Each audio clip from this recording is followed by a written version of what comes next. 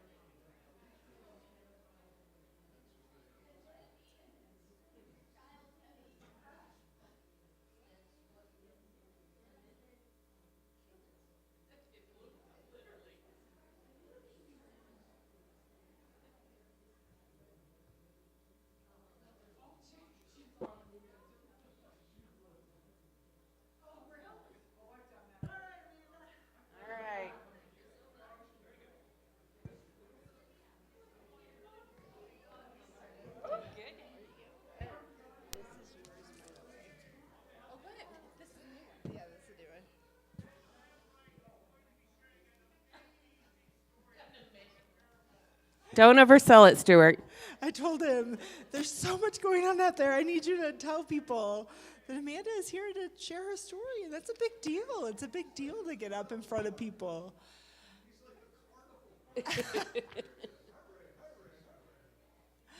Well, we don't want people to miss Amanda's story. So welcome to Parables, everyone. This is Amanda Lambright. Yeah, I'm really excited to talk with her today. Oh, Olivia wanted to ask you the first question, actually. Did you want to come up and ask the first question? Yeah. You can come ask the first question. You need the mic. I wish my kids were not so shy. Okay, here's the mic. You want to ask her? Here. I got Savannah. I got some toys. You got some toys. Yeah. Okay. Now I have something I like to show you. You have some things to show me. I got a toy for you. You do? Yeah. Olivia, ask her. Say, what's your favorite toy? What's your favorite toy? When I was your age? That was just. Or my favorite toy right now? That was just. It was Shannon. Oh, she's playing with Shannon. Yeah. Yeah. So, do you want to know about Amanda's favorite toy when she was 3, or her favorite toy now? She was like my shade. Oh, when you were her age, yeah, at 3. Oh my goodness. I think that my favorite toy when I was 3 years old was my Cabbage Patch doll. I wanted one. But what's your cat's name? What's my cat's name? I don't have a cat anymore. She went to heaven. What is your dog? I have 2 dogs, and one is Hazel, and one is Charlie. My name is Dog. Yes, our dog's name is Socks. Can we give Olivia Thank a round of you. applause for Say bye. her good pre-interview? You go sit with Shannon. Go sit with Shannon. I got something. One more thing. I got some water. Okay, go drink. Can you go drink your water? Thank you, Olivia. job. Good job, everybody. Okay, so now that we got the important stuff out of the way. Yes, my favorite toy. Yes, favorite toy. Tell us a little bit, as we often start these conversations, about your childhood and where you grew up. I had the best childhood ever. I think probably a lot of people say that. But A lot of people don't say that. I did. I grew up in Deming, New Mexico, which is about an hour west of here. Little farm town, and my dad was Border Patrol, and my mom stayed home but she was also my preschool teacher, and then she was my Christian educator, and then she was my youth director. So she kind of followed me along. But growing up in Deming, it was just fun. We left in the mornings, spent all day outside, playing, roaming the neighborhood. I had a best friend that lived on a farm, and so we would go ride four-wheelers or ride horses or play in the ditch, go swimming in the canals. Oh, I don't know what they're called. The creeks, the irrigation ditches. That's what it was. And they always made fun of me because I was the city girl who couldn't handle the slimy stuff or was scared of the cows or all that kind of stuff. But it was just such an ideal childhood, just so much fun, very active in church. And then the summer between my 4th grade year and my 5th grade year, my parents took us to Dairy Queen because they thought if we were in public, we wouldn't make a scene, and they told us that we were moving. And so we did make a scene, and we were very sad, but we ended up leaving and moving to El Paso because my dad got transferred. And I finished elementary school, middle school, and high school in El Paso. Stuart's going to ask, where did you go to high school? I was a knight of the J.M. Hanks Knights. Yeah. Yes, it's really a high school. Absolutely. Huh? Oh, well, you're a West Sider, so, you're the snobby West Siders. We're just the... West Side Yes. versus East Side Yes. in El Paso. I thought that was just a joke when we moved there, and I realized it really is. No. It's Yeah. very different, very different. So East Side from the West Side, yes, well, for just sure. way And then the the Northeast way Side that from... people treat it like two different Yes. cities. Yes. It's, because where we lived, it was kind of in the middle, and so I didn't see any problem with going back and forth. We're like, no, that's on the West Side. Can't do that. Okay, so you said you grew up in church. Tell us a little more about your faith background. Church was my life, and again, my mom was my preschool teacher, and it was at the church. It was First Methodist Church in Deming, and I went to Little Lambs Preschool, and then just continued to grow. I have some of the best memories of life in church, going and cutting down Christmas trees in the Gila with the church, or putting up the Chrismons? the Chrismons on the Christmas tree, decorating the sanctuary. I mean, I just have lock-ins and all those wonderful memories, learning how to play the piano in the church. And so, church was just my life. I grew up going to Sacramento. Back then it was Methodist Assembly, just from a young age. And that place has a really special place in my heart. And I don't know. I mean, I just always grew up with, my mom digging her fingernails in my arm because I wasn't behaving in church, or sorry, Mom, I'm throwing you. But just always growing up being in church. And I remember going off to college, and someone said, "Hey, are you a Christian?" I was like, duh, isn't it written across my face? For someone to ask me that question, I thought it was so weird because, that's all I grew up, knowing and being. And so I thought that it was just plastered across my face. So. Where'd you go to college? I went to college. Your mother asked. Where'd you go? I went to college at McMurray University, which is a Methodist university in Abilene, Texas. Which is where I grew up. Yeah. And I spent 5 years there. I decided to extend it a little bit longer because I had so much fun. And it was great. Just developed huge friendships with wonderful people. And it's kind of interesting, like thinking about my faith background and stuff, because if I look at my core friends, my core people that I just am so connected to, they all are really my sisters in Christ. They're my friends who have that similar background, similar faith.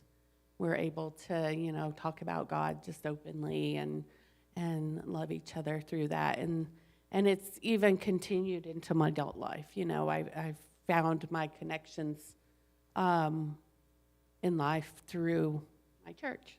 So.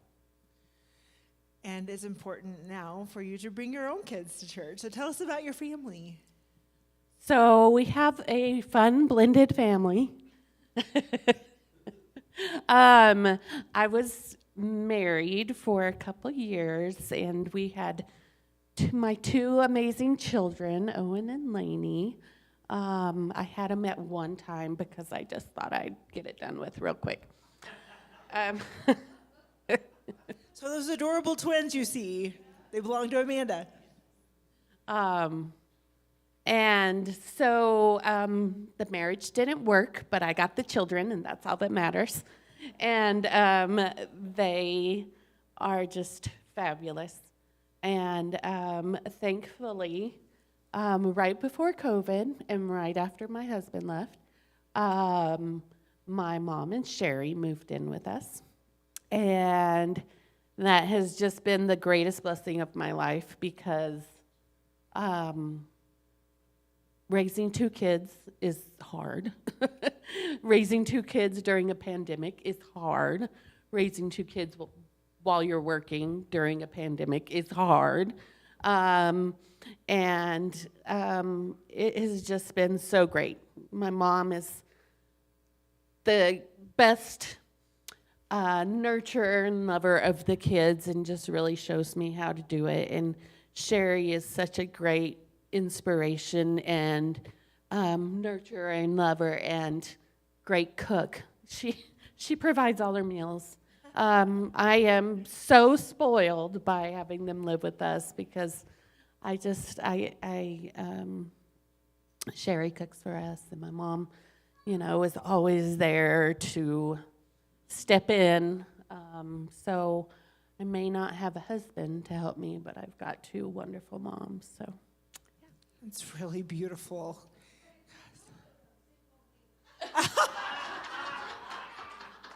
I'm sorry. I mean, I wasn't fast enough. I wasn't fast enough for the next question. she's taking applications. Oh, that's great. That's great. So we talked a little bit about where you went to school, and it was really fun when we met through mutual friends in El Paso. We discovered we also have mutual friends through McMurray, because we're about the same age, and so we have. What's fun we have is that, connection. in El Paso, when we were in El Paso, we went to St. Paul's Methodist, which is where Amy came from, and so we have those friends there. And one of my dearest friends, her mom, was going there, and so that's kind of fun. It's fun when you rediscover that the world is smaller than you think it is. So you talked about going to school. Tell us a little bit about your vocation and that working that you were doing during the pandemic and now, because it's really important work. It's really important work. Well, I have a very interesting job. I was a special education teacher for about 16 years, and then I just kind of, it's a hard job. You get kind of tired and worn out. And so one of my supervisors said, "Have you ever thought about being a teacher of the visually impaired?" And I was like, that kind of sounds cool. And so that's what I do now. I'm a teacher of the visually impaired, so I work with kids who are blind or just have low vision. And I am also an orientation and mobility specialist. That's hard to say. And so that is just helping people who are visually impaired navigate their environment. You might see them walking with a white cane, or just like learning a lot of the little ones that I work with. They just have to learn that there's a world out there that they need to explore, learn how to use their body. And so that's what I do. So I work for the school district, and I travel around to a bunch of the different schools in town. And you work pretty closely with this woman over here. Danny Costacy is just one of my, I don't know, if I didn't have her to see at school every day, I don't know what I'd do, but I'm just so thankful for her. She's a speech pathologist at at the school where my office is, and so we get to see each other almost every day, and it's a highlight of my day. The children of Las Cruces are really lucky to have this team helping with these important areas of learning. So that's your vocation, and so I'm skipping ahead here, but Amanda, for almost a year now, the whole school year, has been helping me and Laura Talley in the back with the youth on Wednesday nights. And one night, I don't remember the verse now, but one night she said, I'd like to make bookmarks with Braille for the kids so that they can be reminded that it's not just what we see, but we can also feel that God is present with us. Do you remember the verse? I don't remember which one it was. But We were talking about the guy who lost his vision, right. and then Jesus said, what do you want me to do for you? Yes. It was that piece. They're beautiful bookmarks. They're really, really cool. And so I love that she brings that depth to what we are offering the youth. So I skipped ahead a little bit. How did you find Morning Star, and why do you stick around? We moved here in 2018, and I think we were just kind of in survival mode. We moved here from Dallas. So after I graduated from college, I went to Dallas and taught in all over the Metroplex area. And then I had my children and just decided, you know what, it's time to move to a smaller place, this place where I can let them go outside and play in the backyard and not be freaked out that, something was going to happen or they'd get eaten by mosquitoes.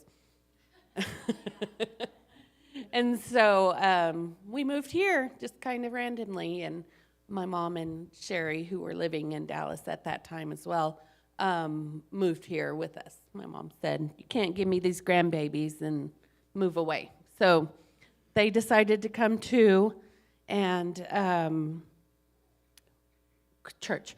I was trying to remember. After college, I would go to church for Christmas or Easter. I didn't really have a lot of faith in my life. I just, I was single and just really enjoying, having Sundays to sleep in. So after the kids were born, I just decided that I just really needed them to grow up with the faith foundation that I had, because I think it's very important to have that foundation in your life. And so we started searching for churches, and never really did we ever think about going anywhere but Methodist, just because I think that's just our foundation. It's just our what we believe and feel. And so started shopping for churches, and came here, and just really, it just felt like home. I think a lot of people say that, but for some reason, it just felt comfortable. And I'm not much of a contemporary kind of church person, but I've just fallen in love with it, and I love, coming and singing in the mornings, and my kids were baptized on Easter Sunday during the pandemic outside, and that was just really special. And yeah, so it just feels like home.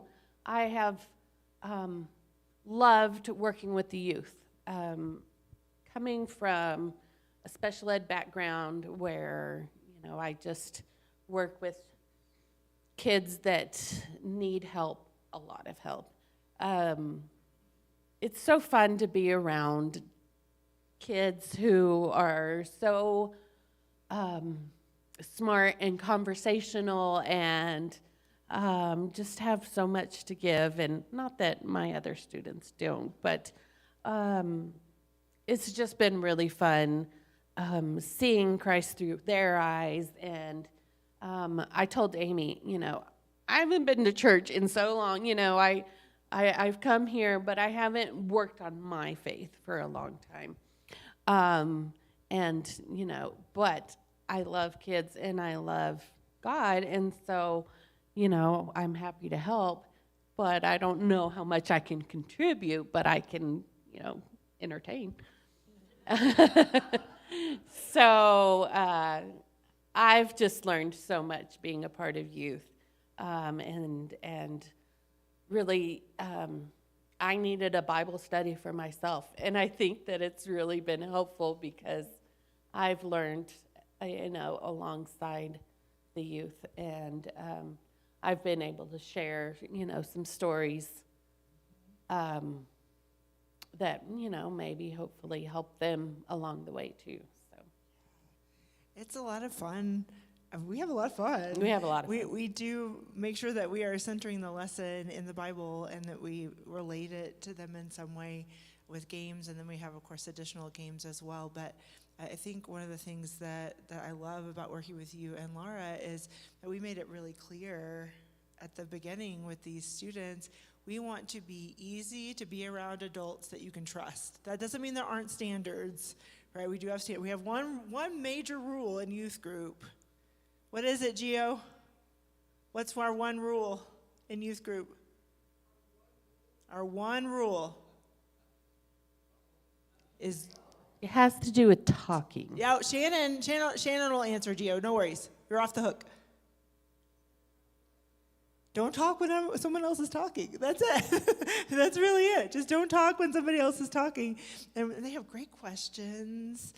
And Laura and Amanda are wonderful with them. So what's one of the best memories that you think we've made so far in that group?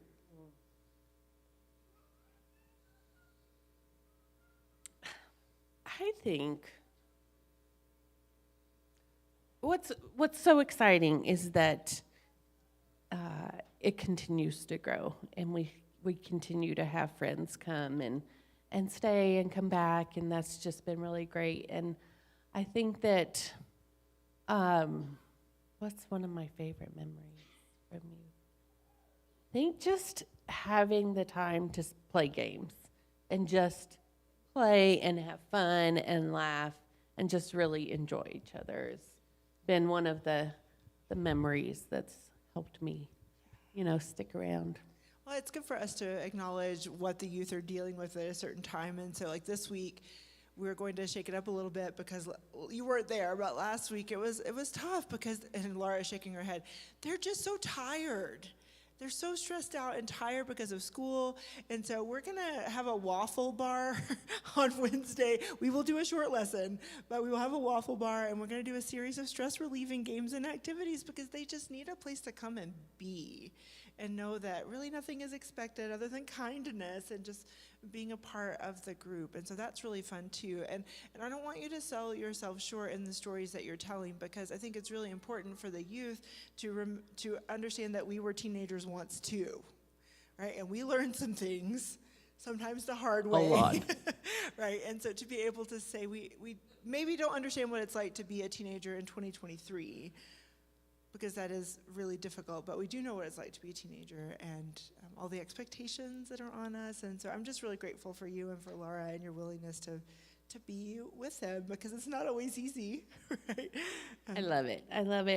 It makes me happy to be with them, and I just continuously try to stay coolish because I don't want to be that, You're an old lady that comes to hang out with them. We're constantly having to look up, what does that word mean?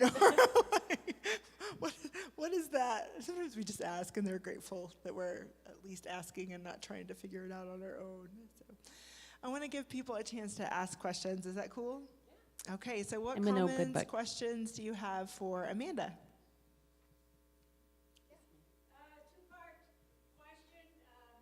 How old are the kids that you work with your visually impaired? Let me repeat the question so that everybody can hear. So she said, how old are the students who are visually impaired with whom you work? I work with kids ages 3 all the way up to 22. Second Follow question. up? You mentioned, their mobility training and stuff. When they get older, do any of them have guide dogs? She's asking about animal assistance. I personally don't have any that have gone on to get guide dogs that I know of. There is a young lady who graduated from LCPS who I had lunch with her mom on Friday, and she said that she has a guide dog, and she's still using it a lot, and I think it's great. I would love to. Usually they don't want kids to get a guide dog until 18 because it's a lot of responsibility, because they're dogs, and so you have to keep up with the training and not just treat it with like a pet. And so they really want people to be older that have guide dogs. Great question, Dale. Rick.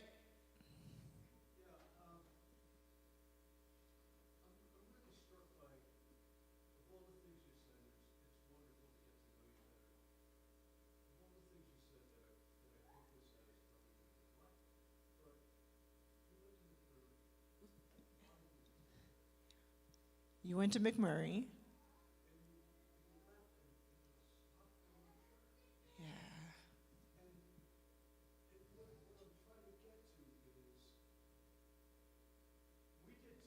Yeah. Yeah, it's a common thing.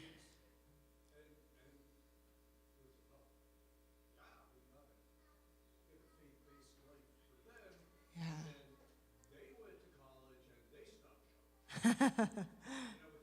Yeah. And that secular life on Sunday morning is pretty seductive.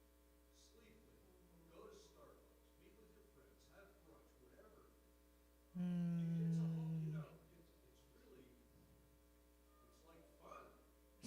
A lot to repeat.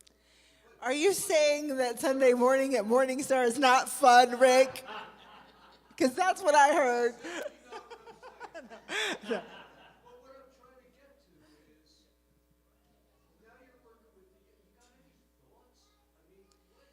Yeah, that's so do you have any thoughts on how to break that cycle of like going to college, not going to church, and then bringing your kids back, and then they go to church, but then they stop going? And by the way, that cycle of bringing your kids to church is slowing down.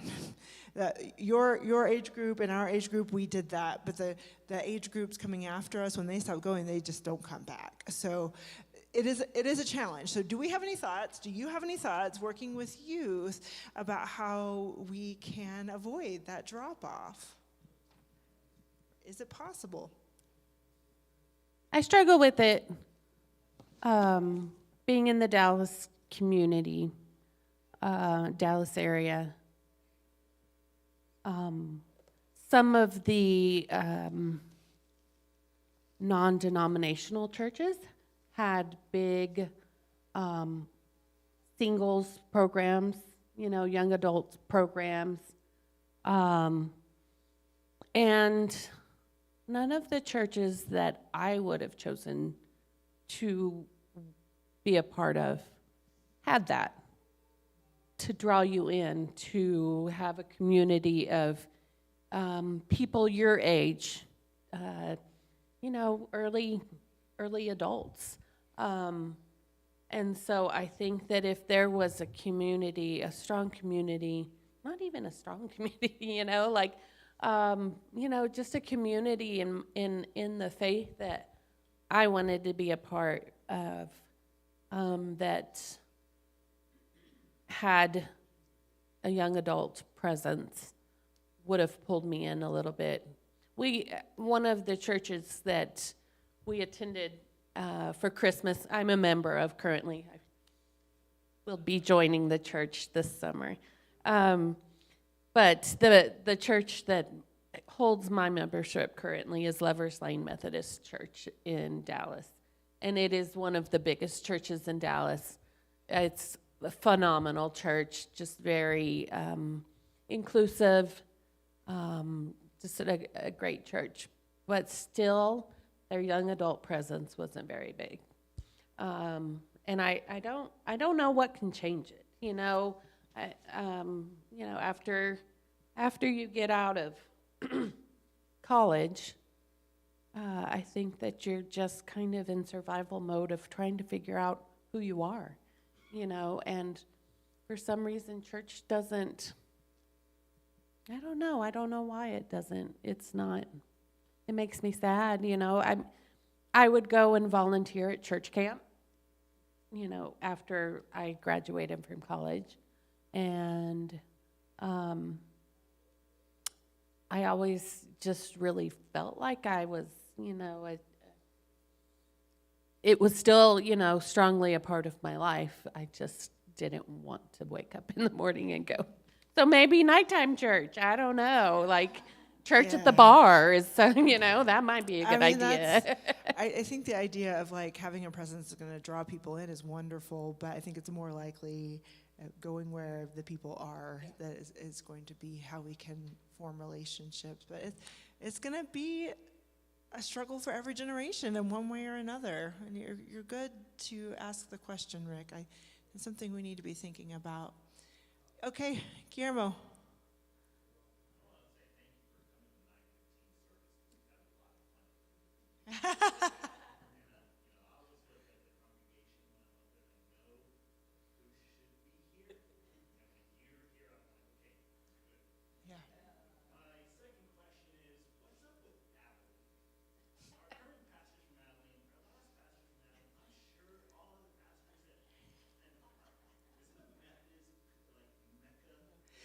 No. Definitely not. No. But the Methodists find each other in Abilene for support. When we find each other, we cling. No. For support and survival.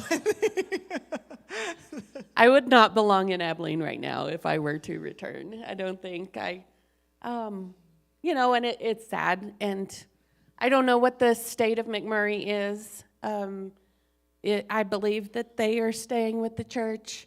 All indications are yes. Which is wonderful to me because, I'm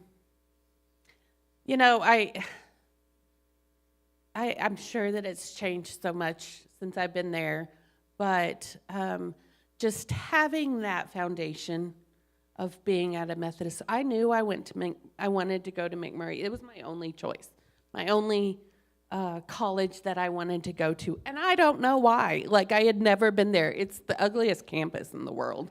Like, they are making improvements. They are. Just kidding, McMurray. I love you. They're celebrating their 100th year anniversary this year. But I think that I think knowing that a lot of the other students you're going with have that background of church and background of their faith. My best friend that I made there, she's a PK, preacher's kid. And, just a lot of the people that I connected with, we had a lot of fun. But we all had that faith background that we knew that we were connected in that way. So I don't know. I mean, I would encourage any high schooler looking at colleges to go there. It's a small community, which is what I needed. I was not the best student in the whole world. I went to McMurray on academic probation. but it's small. You know that you can go to your professors and they're going to be there to support you. And yeah, I loved it. Jason worked there for several years, so we have ties there as well. Okay, so Steve, this will be our closing comment or question.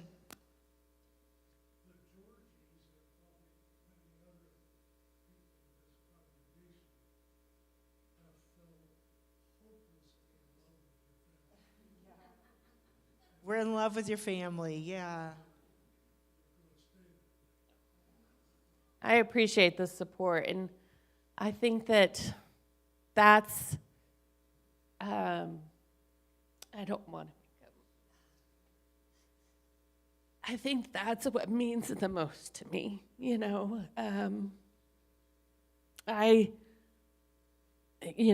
I've told you a little bit about my background, but there's a lot more there.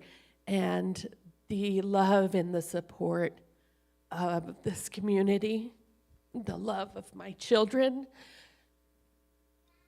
and the future that we're going to share together. I'm just so thankful for it. And thank you for loving us. And thank you for loving my free-spirited children. Because they feel it. They feel it every Sunday when they come here, and they're comfortable enough to shout out during children's church or to, run up to you and give you hugs. That's the childhood that I had. I had the church that supported us through everything. And so I thank you guys for being that for my kids. So, yay. We love you and your kids, and I think Owen's going to be a pastor someday. I certainly could be a good preacher. That or a soldier. I don't know. Let's thank Amanda for her time today. Thank you. And then next week, Reader's Theater will be here during Parables, right? It's gonna be a lot of fun. A lot of fun.